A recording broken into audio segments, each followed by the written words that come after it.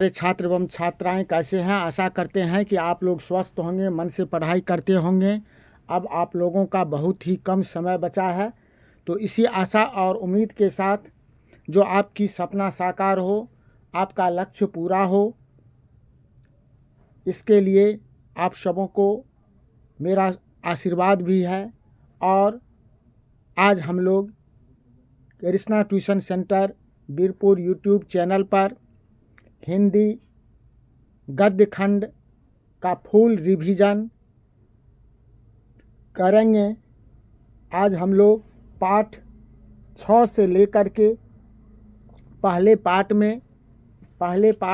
में हम लोग अगले क्लास में 1 से 5 तक का रिवीजन कर चुके हैं।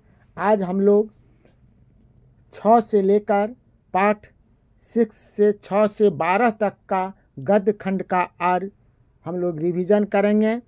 इसीलिए यह क्लास बहुत ही महत्वपूर्ण है, क्योंकि आज 6 से 12 तक शिक्षा और संस्कृति, ये बहादुर पाठ से लेकर के शिक्षा और संस्कृति पाठ तक का आज पूर्णतः ऑब्जेक्टिव क्वेश्चन का आज हम लोग रिवीजन करेंगे। तो क्लास को अधिक से अधिक शेयर कीजिएगा, लाइक कीजिएगा।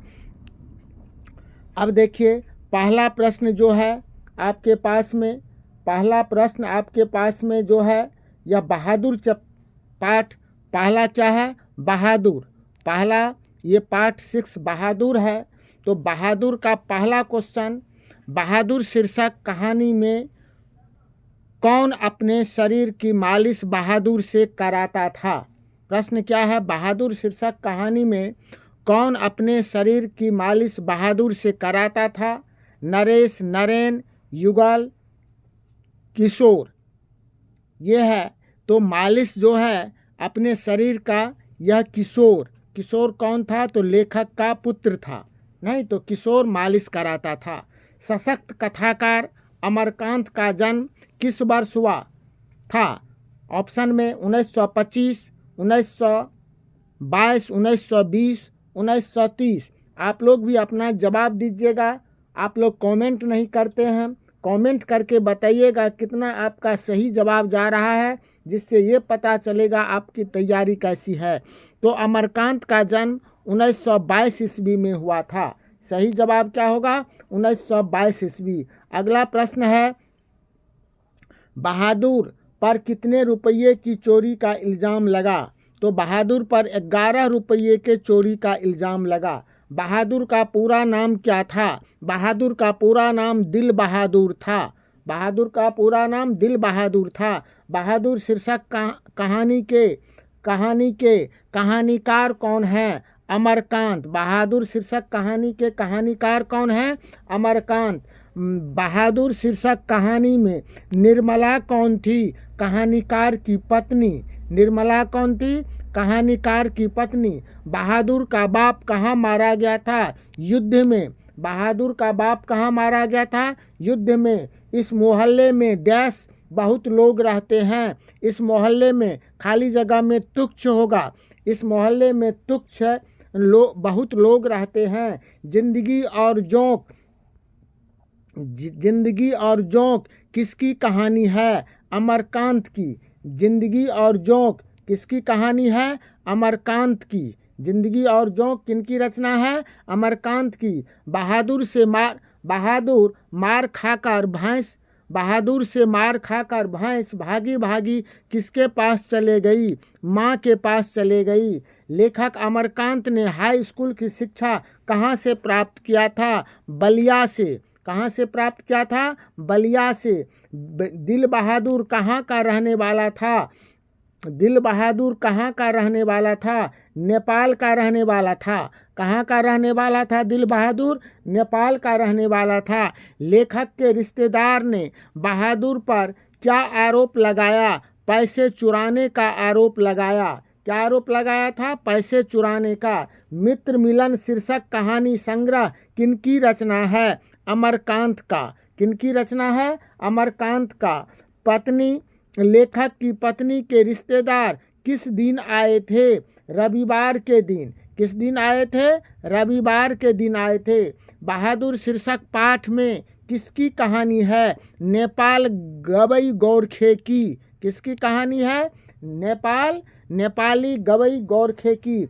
आज यह रिवीजन आपका ऐसा रिवीजन होना चाहिए, ऐसा आज आपका हो जाना चाहिए, ताकि 17 तारीख के परीक्षा में 17 तारीख को हिंदी में का जो एग्ज़ाम होगा उसमें आप लोग कलम तोड़ करके लिख दीजिएगा। ऐसा रिवीजन आज होने के लिए जा रहा है। बहादुर शीर्षक पाठ में लेखक के बड़े लड़के का क्या नाम था? किशोर। क्या नाम था? किशोर। बहादुर कितने वर्ष का था? 12-13 वर्ष का था। बहादुर कितने वर्ष का था? 12-13 वर्ष का था। यह किसने कहा था? 11 रुपये साड़ी के खूंट से निकालकर यहीं चारपाई पर रखे, पर वे मिल नहीं रहे हैं। रिश्तेदार की पत्नी ने। नहीं, रिश्तेदार की पत्नी ने।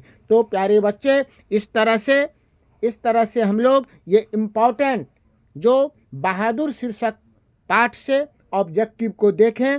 अब हमारा अगला आज का पाठ है 7वां पाठ, परंपरा का मूल्यांकन। क्या है? परंपरा का मूल्यांकन। आज हम लोग अब ये परंपरा का मूल्यांकन पाठ का ऑब्जेक्टिव देखेंगे। परंपरा के मूल्यांकन पाठ का ये ऑब्जेक्टिव देखेंगे, है ना, इम्पोर्टेंट ऑब्जेक्टिव देखेंगे।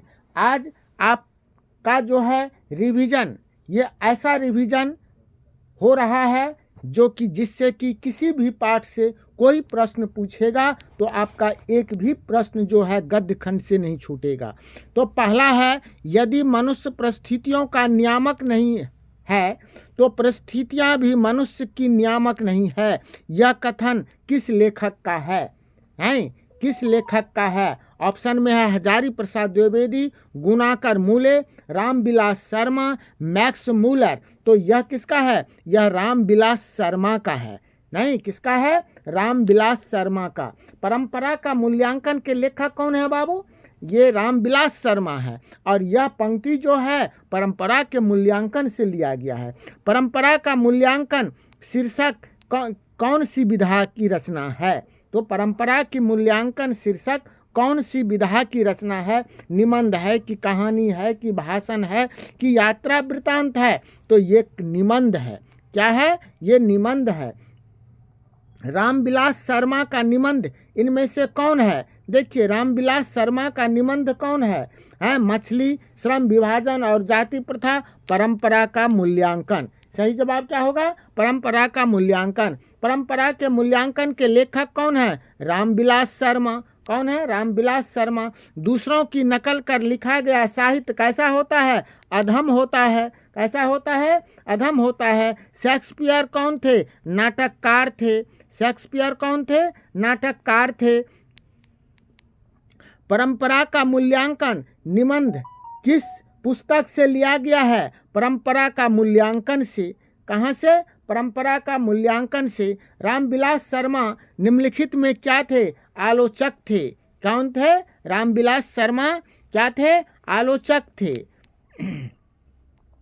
प्रगतिशील आलोचना क्या है? प्रगतिशील आलोचना क्या है? साहित्य की परंपरा का मूर्त ज्ञान। यही है ए नंबर का, ये साहित्य की परंपरा का मूर्त ज्ञान हमारा सही जवाब होगा। रामविलास शर्मा की मृत्यु कब और कहाँ हुई थी? रामविलास शर्मा की मृत्यु कब और कहाँ हुई थी? 2000 में दिल्ली में। कहाँ हुई थी? 2000 दिल्ली में। कहाँ हुई थी? 2000 में। कब हुई थी? 2000 में। कहाँ हुई थी? दिल्ली में। और रामविलास शर्मा का जन्म कहाँ हुआ था?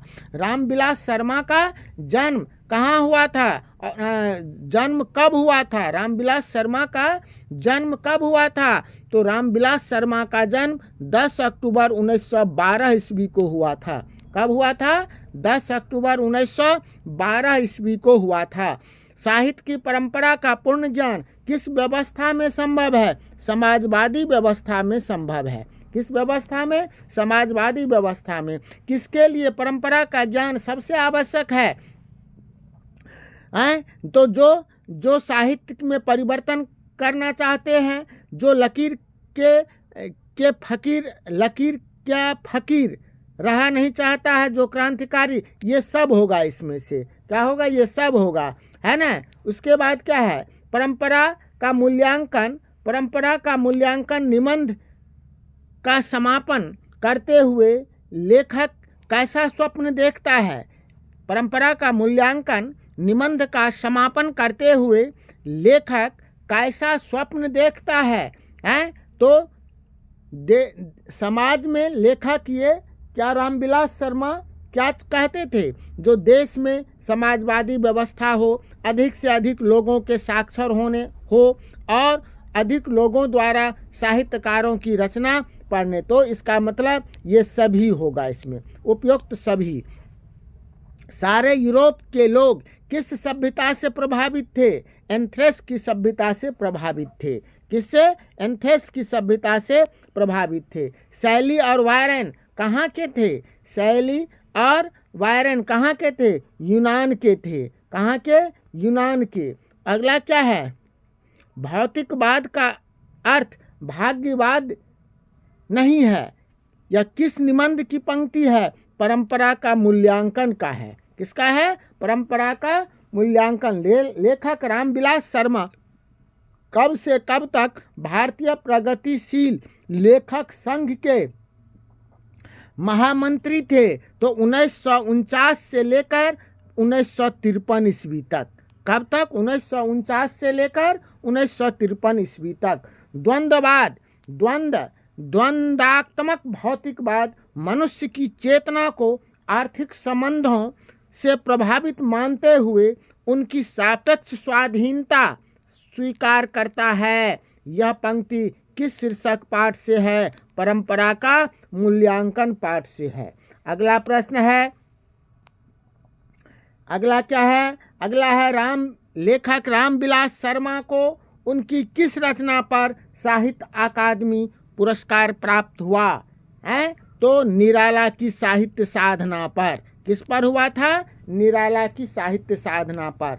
तो ये हम आज परंपरा का मूल्यांकन पाठ का संपूर्ण जो ऑब्जेक्टिव, महत्वपूर्ण ऑब्जेक्टिव था उसको देख लिए। अब हम लोग देखेंगे 8 पाठ का जित जित मैं निरखत हूँ। क्या देखेंगे? जित जित मैं निरखत हूँ, है ना। पाठ किसका देखेंगे? जित जित मैं निरखत हूँ पाठ का हम लोग अब जो है यह देखेंगे, है ना। क्लास को आप लोग जरूर जो है लाइक कीजिएगा। पहला प्रश्न है,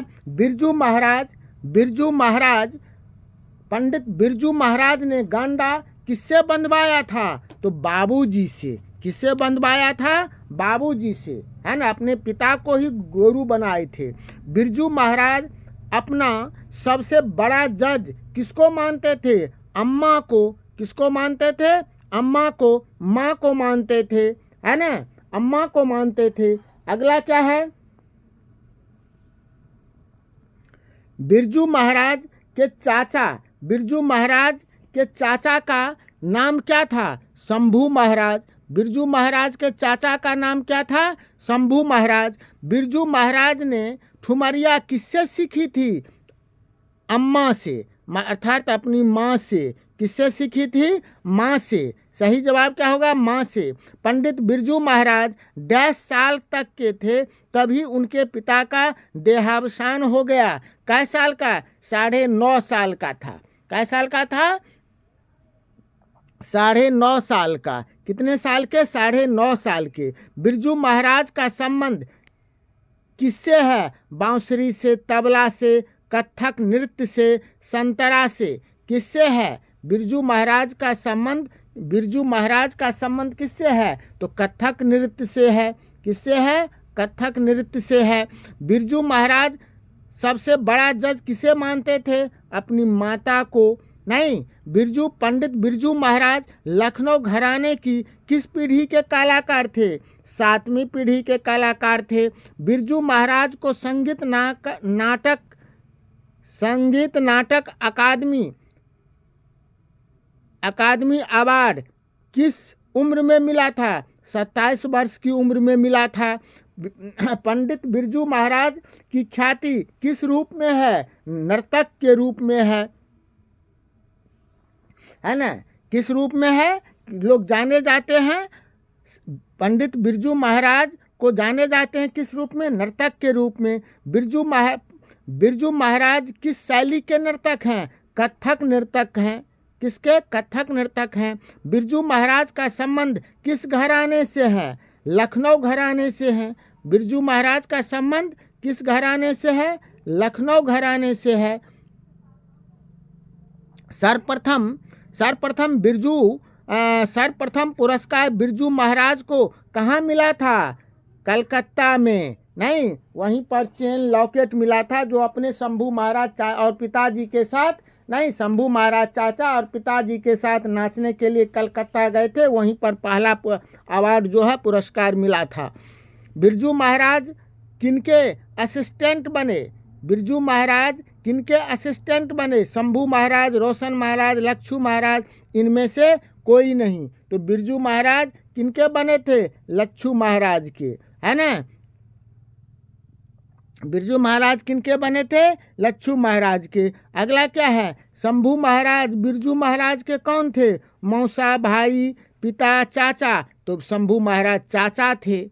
नहीं, कौन थे? चाचा थे। नेपाल में बिरजू महाराज का एक रिश्तेदार थे जिसका नाम क्या था? झुम्मक लाल। रिश्तेदार का नाम क्या था? झुम्मक लाल। जित जित मैं निरखत हूँ पाठ साहित्य की कौन सी विधा है? साक्षात्कार है। कौन सी विधा है? यह साक्षात्कार है। याद रखिएगा, बिरजू महाराज वाला जो जित जित मैं निरखत हूँ, इसमें बिरजू महाराज की शिष्या जो थी रश्मि वाजपेयी, वही बिरजू महाराज का साक्षात्कार किए थे, उसी को लिखा गया है। पंडित बिरजू महाराज कानपुर में कितने साल तक रहे? 3 साल, 1 साल, 3.5 साल, 2-2.5 साल रहे। कितने साल रहे थे? 2-2.5 साल। पंडित बिरजू महाराज कानपुर में 3.5 साल रुके थे। कितने साल? 3.5 साल। बिरजू महाराज का जन्म लखनऊ के किस अस्पताल में हुआ था? जफरीन अस्पताल में हुआ था। रंग कर्म की पत्रिका नटरंग की संपादिका हैं, इनमें से कौन थी? रंग कर्म की पत्रिका नटरंग किरण मजुमदार लाल रश्मि वाजपेयी थी। कौन थी? रश्मि वाजपेयी। ठीक है। अगला क्या है? पंडित बिरजू महाराज का जन्म कब हुआ था? 4 फरवरी 1938 ईस्वी को शुक्रवार के दिन जफरीन अस्पताल में बसंत पंचमी से 1 दिन पहले हुआ था। नहीं, इतना याद रखिएगा। बिरजू महाराज खुद को किसका शागिर्द मानते थे? माँ का। नहीं, माँ का। किसका मानते थे? माँ का मानते थे। इस तरह से ये 8 पाठ का देख लिए। अब जो है हम लोग देखेंगे ये आविन्यो का। किसका देखेंगे? अब हम लोग आविन्यो का देखेंगे, है ना।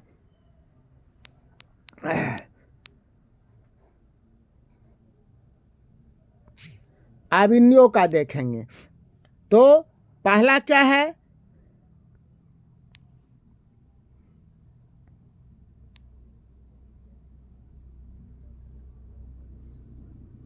लेखक अशोक वाजपेयी। इसका मतलब जब ये क्वेश्चन आ गया, देखिए लेखक अशोक वाजपेयी, तो याद रखिएगा आविन्यो के लेखक कौन है? अशोक वाजपेयी। आविन्यो के लेखक कौन है? अशोक वाजपेयी। तो लेखक अशोक वाजपेयी नदी और कविता में क्या समानता पाते हैं? जो दोनों क्या है? दोनों जो है भरे रहते हैं, नदी भी और कविता भी, है ना। अशोक वाजपेयी का जन्म कब हुआ था? अशोक वाजपेयी का जन्म 16 जनवरी 1941 ईस्वी को। कब हुआ था? 16 जनवरी 1941 ईस्वी को। आविन्यो किस नदी के किनारे है? रोन नदी के किनारे है। किस नदी के किनारे? रोन नदी के किनारे। अगला क्या है? ला शत्रुज।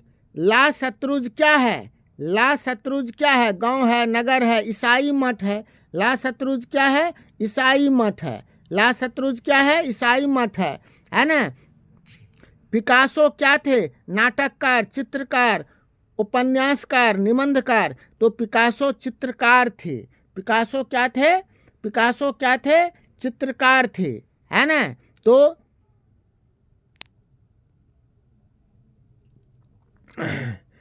चित्रकार थे। इसके बाद क्या है? जो आविन्यो की ख्याति किस रूप में है? कला केंद्र के रूप में है, रंगमंच के रूप में है, नदी के रूप में है, या संग्रहालय के रूप में है? तो पिकासो की आविन्यो की ख्याति रंगमंच के लिए है। ख्याति किसके लिए है? रंगमंच के लिए। रोन नदी कहाँ है? रोन नदी कहाँ है? दक्षिण फ्रांस में। रोन नदी कहाँ है? दक्षिण फ्रांस में, है ना। सही जवाब क्या होगा? दक्षिण फ्रांस में। विलनब आविन्यो का क्या अर्थ होता है? आविन्यो का एक नया गांव। क्या होता है? आविन्यो का एक नया गांव, ठीक है। रोन नदी के किनारे बसा हुआ एक नया गांव है जिसे क्या कहा गया? विल नवल कहा गया, ठीक है। आंद्रे वेत्रा क्या है? आंद्रे वेत्रा क्या है? कवि है। क्या है? नील नदी के किनारे भी नदी है, नदी के किनारे भी नदी है। यह किसकी कृति है? अशोक वाजपेयी की। किसकी है? अशोक वाजपेयी की। उसके बाद क्या है अगला प्रश्न? विलनब क्या है? एक छोटा सा गांव है। क्या है? ऑप्शन में एक शहर है, एक छोटा सा गांव, एक नदी, एक झील, तो एक छोटा सा गांव है। प्रत्येक वर्ष आविन्यो में कैसे समारोह आयोजित होते हैं? रंग समारोह, धार्मिक समारोह, विश्व कप समारोह, राष्ट्रमंडल, तो रंगारंग समारोह होता है। लेखक कितने वर्ष पहली बार आविन्यो गए थे? कितने वर्ष पहले? लेखक कितने वर्ष पहले पहली बार आविन्यो गए थे? कितने वर्ष पहले? तो 10 वर्ष पहले। कितने वर्ष पहले? 10 वर्ष पहले गए थे। फ्रांस का प्रमुख कला केंद्र रहा। फ्रांस का प्रमुख कला केंद्र रहा एफिल टावर, आविन्यो, इनमें से कोई नहीं, या ए और बी, ये ऑप्शन है। तो क्या होगा? आविन्यो। क्या होगा? आविन्यो। विलनब और आविन्यो के बीच कौन नदी है? रोन नदी है। कौन नदी है? रोन नदी। आविन्यो कहाँ स्थित है? Italy, Germany, France, Iran. Avignon कहाँ स्थित है? तो फ्रांस में स्थित है। कहाँ है? फ्रांस में। ला शत्रुज का धार्मिक उपदेश कब से कब तक होता रहा? 11वीं सदी से फ्रेंच क्रांति तक। कब से कब तक होता रहा? या 12वीं सदी से फ्रेंच क्रांति तक। कब से होता रहा? तो यही 12वीं सदी से फ्रेंच क्रांति तक। नहीं, ये बी नंबर का ऑप्शन सही है। एंथ्रेस किस महादेश में है?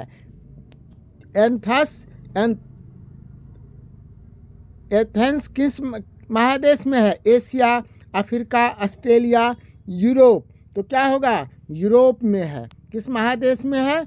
आविन्यो क्या है? ईसाई मठ है। क्या है? बहुवचन नामक पत्रिका का संपादन किसने किया था? अशोक वाजपेयी ने। किसने किया था? अशोक वाजपेयी ने।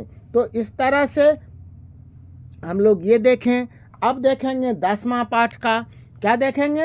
10वां पाठ का देखेंगे मछली का। अब हम लोग ये ऑब्जेक्टिव प्रश्न देखेंगे। मछली पाठ का VVI, मछली पाठ का VVI नहीं, ये मछली पाठ का देखेंगे जो बहुत ही जो इम्पोर्टेंट क्वेश्चन है उसी का आज रिवीजन कर रहे हैं।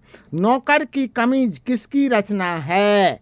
नौकर की कमीज किसकी रचना है? तो विनोद कुमार शुक्ल की, है ना। किसकी रचना है? विनोद कुमार शुक्ल की। मछली शीर्षक पाठ में कौन मछली काट रहा था? घर का नौकर। कौन काट रहा था? घर का नौकर भग्गू। नौकर का नाम था भग्गू, ये भी याद रखिएगा। संतू मछली लेकर क्यों भागा? कुएं में डालने के लिए, पकाने के लिए कुएं में डालने के लिए भागा। विनोद कुमार शुक्ल के उपन्यास का नाम क्या है? सब कुछ होना बचा है अतिरिक्त, नौकर की कमीज, महाविद्यालय। अब देखिए यहाँ पर महाविद्यालय भी है और नौकर का कमीज भी है, तो इसका क्या होगा? तो ये महाविद्यालय, नौकर की कमीज, इसी दोनों में से होगा ना, क्योंकि यहाँ पर उपन्यास पूछा जा रहा है, इसीलिए नौकर का कमीज होगा। ठीक है। जिजीविषा शब्द का क्या अर्थ होता है? जिजीविषा शब्द का क्या अर्थ होता है? जीने की लालसा।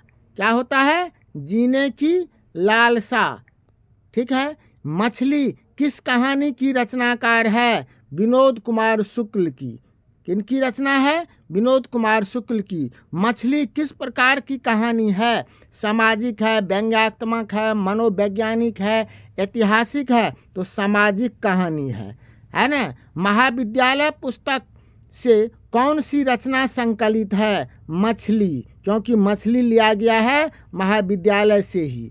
संतु और नरेन आपस में कौन है? भाई भाई। कौन है? भाई भाई। मछली किस विधा की रचना है? निबंध, कहानी है। किस विधा है? किस प्रकार का है? यह कहानी है। पिताजी किससे नाराज थे? लेखक से, संतु से, भग्गू से? हैं? किसी से नहीं। तो पिताजी किससे? लेखक से। लेखक से अर्थात नरेन से, है ना, कहानीकार नरेन है। उसके बाद क्या है? मछली के घर में आने के बाद बच्चे ने क्या किया? मछली के आने के बाद बच्चे ने क्या किया? मछली को बाल्टीन में रखा। नहीं, मछली को बाल्टीन में रखा, मछली की आंखों में अपनी परछाई देखी। उसके बाद क्या क्या? कपड़ा जो भींगा हुआ था उसे निचोड़ करके माँ के डर से बैठ गया। तो ये सभी होगा इसमें से, उपरोक्त में से सभी। यदि ये सब नहीं रहता, सब एक दो ठो रहता, कोई एक ठो रहता तो एक ठो होता, लेकिन ये सभी होगा। लगभग जय हिंद कविता संग्रह किसकी रचना है? विनोद कुमार शुक्ल का। मछली छीनने की कोशिश कौन कर रहा था? भग्गू कर रहा था। लेखक के घर में मछली कौन खाता है? पिताजी। सिर्फ पिताजी खाता है। ठीक है ना। लेखक को मछली खाने से किसने मना किया? माँ ने, कि पिता ने, कि भाई ने? किसने मना किया था? तो माँ ने। किसने मना किया था? माँ ने। लेखक अपने पिता से क्या मांगना चाहता था? मछली मांगना चाहता था, है ना, जो मछली को कुएं में रखेंगे और जब बड़ा होगा, जब मन होगा, तब उसके साथ खेलेंगे। मछली शीर्षक कहानी किस वर्ग का जीवन? मछली कहानी में किस वर्ग का जीवन वर्णित है? उच्च वर्ग का, निम्न मध्यम वर्ग का, निम्न वर्ग का, मजदूर वर्ग का? तो किसका है? तो निम्न मध्यम वर्ग का है। ठीक है भैया, मछली अभी कट जाएगी, यह किसकी उक्ति है? संतु का। किसका है? संतु का उक्ति है। हो गया। तो इस तरह से मछली का भी देख लिए। अब जो है हम लोग देखेंगे 11 पाठ का नौबत खाने में इबादत। नौबत खाने में इबादत। तो पहला क्या है? पहला दीवार में एक खिड़की रहती थी नामक उपन्यास किसका है? दीवार में एक खिड़की रहती थी। बताइए, ये तो इसका नहीं है, ये नौबत खाने में इबादत का नहीं है। अभी जो हम लोग पढ़े हैं उसी का है, विनोद कुमार शुक्ल का है। दीवार में एक खिड़की रहती थी। विनोद कुमार शुक्ल को किस वर्ष साहित्य अकादमी का पुरस्कार मिला था? 1990 ईस्वी में। ठीक है। अब चले आइए। अब जो है ये इसका जो है दो ठो उसी का, मछली का ही आ गया था। अब है नोहा। किसे कहा जाता है? नोहा किसे कहा जाता है? तो शहनाई को कहा जाता है। किसे कहा जाता है? शहनाई को। मूर्छंग क्या है? ढोलक है, लोक वाद्य यंत्र है, बांसुरी है, श्रृंगी है, तो बांसुरी है। बालाजी मंदिर काशी के किस घाट पर अवस्थित है? पंचगंगा घाट पर। किस घाट पर? पंचगंगा घाट पर। यतीन्द्र मिश्र किस अर्धवार्षिक पत्रिका का संपादन कर रहे थे?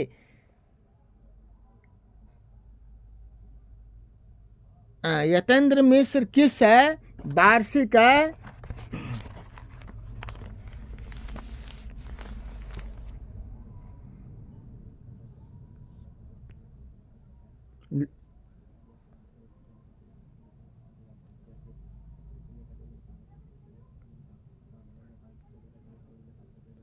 यतेंद्र मिश्र, अच्छा ये क्या है?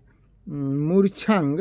मूर्छंग जो है, इसमें मूर्छंग में बाबू ये नहीं होगा, बांसुरी नहीं, ये होगा लोक वाद्य यंत्र है। बी नंबर का हमारा सही जवाब होगा। ठीक है। उसके बाद बालाजी मंदिर, बालाजी मंदिर काशी के किस घाट पर अवस्थित है? पंचगंगा घाट पर। ठीक है। अगला प्रश्न है, यतीन्द्र मिश्र किस अर्धवार्षिक पत्रिका का संपादन कर रहे थे? साहित्य का। किसका जवाब होगा? क्या होगा सही जवाब? साहित्य का। अगला है, बिस्मिल्लाह खां के बचपन का क्या नाम था? अमरुद्दीन। क्या नाम था? अमरुद्दीन, है ना। काशी किसकी पाठशाला है? संस्कृति की। बिस्मिल्लाह खां दशकों से कौन सी दुआ ईश्वर से मांगते थे? सच्चे सूर के नेमत की, है ना। नौबत खाने में इबादत पाठ का केंद्र क्या है? बिस्मिल्लाह खां। क्या कौन है? नौबत खाने में इबादत पाठ का केंद्र बिंदु किसका है? तो बिस्मिल्लाह खां का। उसमें क्योंकि ये बिस्मिल्लाह खां के बारे में ही बताया गया है, बिस्मिल्लाह खां के का ही चर्चा है ना। तो बिस्मिल्लाह खां होगा सही जवाब। इबादत का क्या अर्थ होता है? उपासना। अरब देश में फूंक कर बजाए जाने वाले यंत्र जिसमें नारी रीढ़ होती है उसे क्या कहते हैं? नाय कहते हैं। उसे क्या कहते हैं? नाय कहते हैं। काशी में मरण भी माना गया है। क्या माना गया? काशी में जो मरता है तो मरना भी उसे मंगले माना जाता है, शुभ माना जाता है ना। सुशिर वाद्य में शाह की उपाधि किसे मिला है? शहनाई को मिला है। दक्षिण भारत के मंगल नागरस्वम की तरह शहनाई किसकी मंगल ध्वनि का संपूरक है? किसकी मंगल ध्वनि का संपूरक है? चैता का, है ना। मरते दम तक शहनाई न छूटेगी न काशी, यह कथन किसका है? बिस्मिल्लाह खां का। किसका है? बिस्मिल्लाह खां ने कहा था मरते दम तक न शहनाई छूटेगी या न काशी, है ना। नौबत खाने में इबादत शीर्षक पाठ साहित्य की कौन सी विधा है? शब्द चित्र है, व्यक्ति चित्र है, या क्या है? इसमें व्यक्ति चित्र है ना।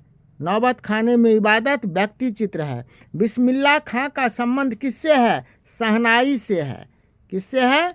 शहनाई से। ऑप्शन देखते हैं, बांसुरी, हारमोनियम, तबला, तो शहनाई से है। बिस्मिल्लाह खां और शहनाई किस मुस्लिम पर्व से जुड़ा हुआ है? मुहर्रम से। किससे जुड़ा हुआ है? मुहर्रम से। किसका जन्म संगीत प्रेमी परिवार में हुआ था? बिस्मिल्लाह खां का। किसका हुआ था? बिस्मिल्लाह खां का। गीतकार गुलजार की कविताओं का संपादन यतीन्द्र मिश्र ने किस नाम से किया था? यार जुलाहे। किस नाम से क्या था? यार जुलाहे। क्योंकि ये यदा कदा, यार जुलाहे, अनमोल विचार, गिरजा, ये सब जो है यतीन्द्र मिश्र का ही रचना है। तो इसमें गीतकार गुलजार की कविता का संपादन जो है यह कौन किए थे? ये उसका यार जुलाहे में है। तो इस तरह से अब आज के लिए ये इस आपका ये 12 पाठ अब शिक्षा और संस्कृति, ये महात्मा गांधी के द्वारा जो है इसके बारे में अब हम लोग पढ़ेंगे। ठीक है।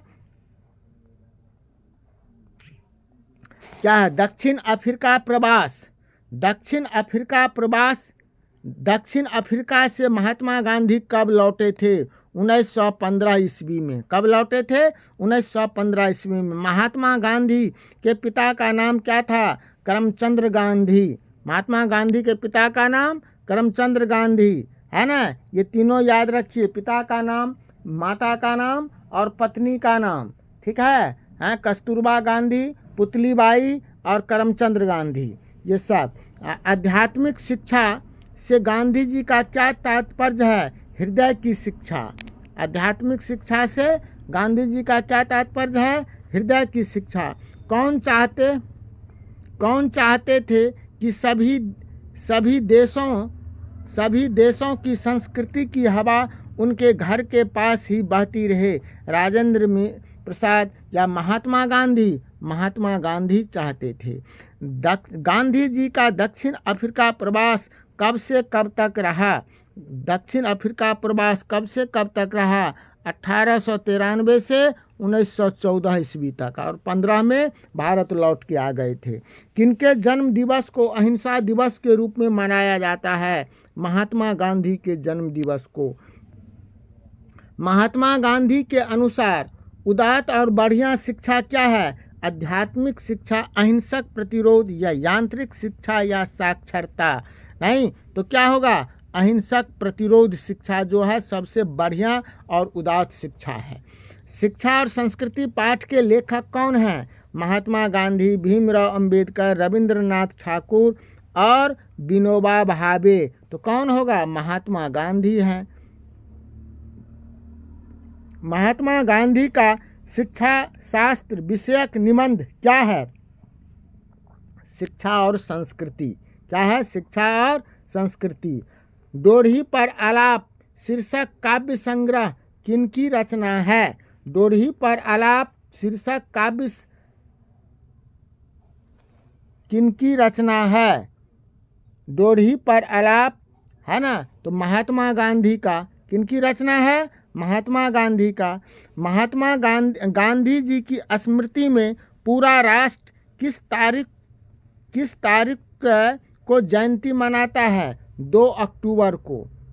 2 अक्टूबर को। मेरा ख्याल है कि अगर व्यक्ति का चरित्र निर्माण करने में हम सफल हो जाएं, क्या कहते हैं? देखिए, मेरा ख्याल है कि अगर व्यक्ति का चरित्र निर्माण करने में हम सफल हो जाएंगे तो समाज अपना काम आप संभालेगा। यह किसका विचार है? महात्मा गांधी का। किसका विचार है? महात्मा गांधी का। अगला क्या है? गांधी जी को महात्मा की उपाधि किसने दिया था? महात्मा गांधी जी को रविंद्रनाथ टैगोर ने। किसने दिया था? रविंद्रनाथ टैगोर ने।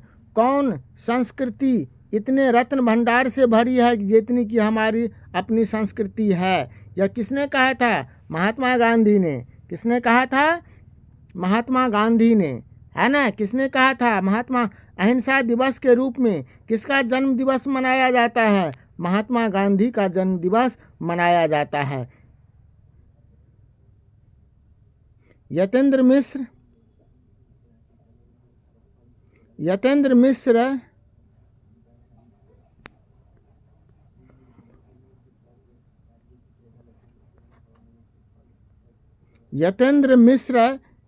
के ये क्वेश्चन बताए हैं। यतेंद्र मिश्र के गीतकार गुलजार की 4 कविताओं का जो है 4 यार जुलाहे है। नहीं, हरिजन पत्रिका के संपादन कौन है? महात्मा गांधी है। तो इस तरह से आज हम लोग ये सभी आज पूरे गद्य खंड का, नहीं, अगले क्लास में 1 से 5 तक देखें। आज हम जो 6 से लेकर के 12 तक देखें। तो इस तरह से आप लोगों का आज पूरा जो है यह रिवीजन गद्य खंड का हो गया। अब हम लोग पुनः अगले क्लास में व्याकरण का रिवीजन करेंगे और पद भाग का भी रिवीजन करेंगे। जो अभी तक इस चैनल को सब्सक्राइब नहीं किए हैं, सब्सक्राइब कीजिए। क्लास को लाइक और शेयर ज़रूर कीजिएगा, है ना। शेयर भी कीजिएगा, ठीक है। इसी के साथ आप लोगों का सपना साकार हो, इसी आशा और आशीर्वाद के साथ आज का क्लास यहीं समाप्त।